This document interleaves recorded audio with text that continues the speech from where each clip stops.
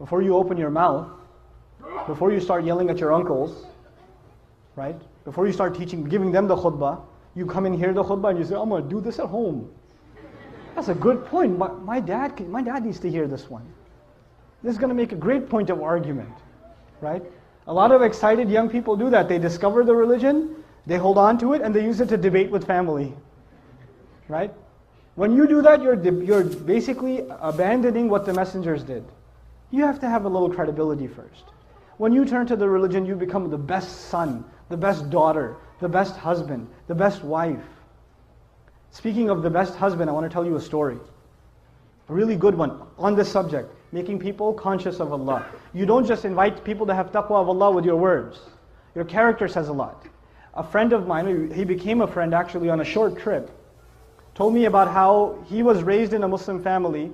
He's Guyanese origin, and in Guyana there's Muslims that are committed, and there's Muslims that have mixed their religion with Hinduism, and some Muslims that are just Muslim by name, and they've completely almost lost everything of the religion. They almost know nothing of the religion.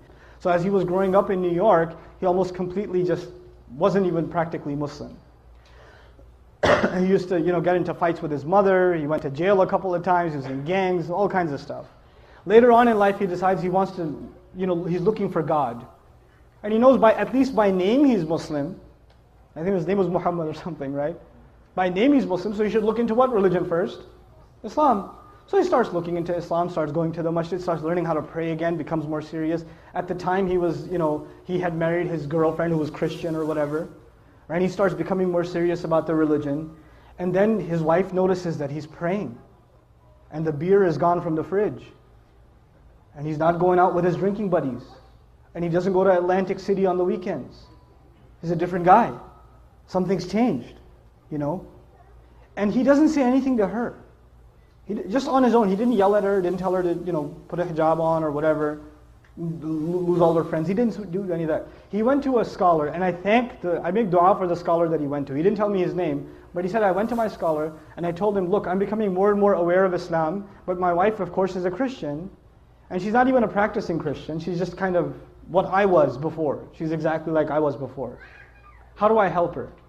He said, don't tell her a thing about Islam, just be the best husband you can be, and to do that, just study what kind of a husband the Prophet was. Just do that.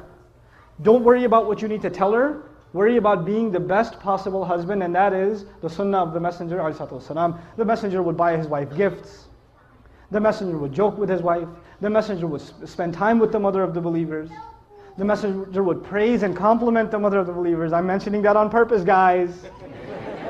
He would compliment them. You guys eat the first morsel of food in iftar, like,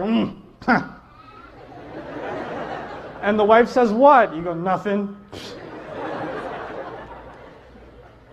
Right?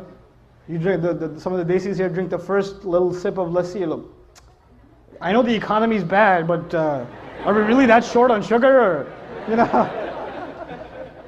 very painful for you to say a compliment. I understand, especially for those of you that come from my original country, Pakistan. For you to give a compliment to your wife can cause an ulcer. So I understand, but it's a sunnah, guys. Good food. That's amazing. And our wives, the sisters are so used to hearing nasty things from us, that when we say nice things, they get freaked out.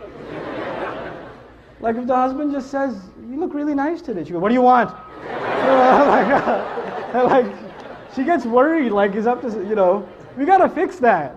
That's a problem. It can't be healthy.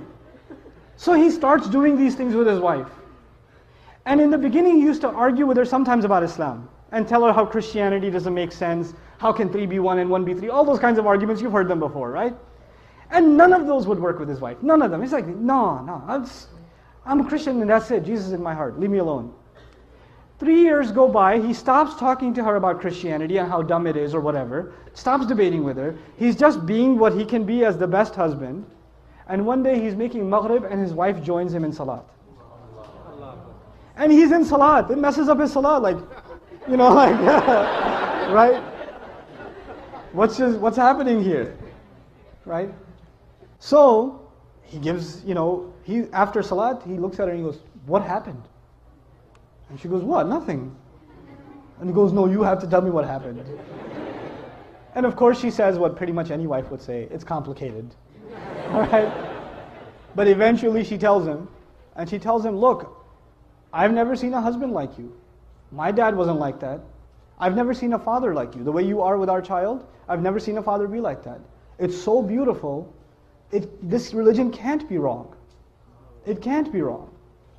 This is ittaqullah. You see how aware you are of Allah in your life. Right?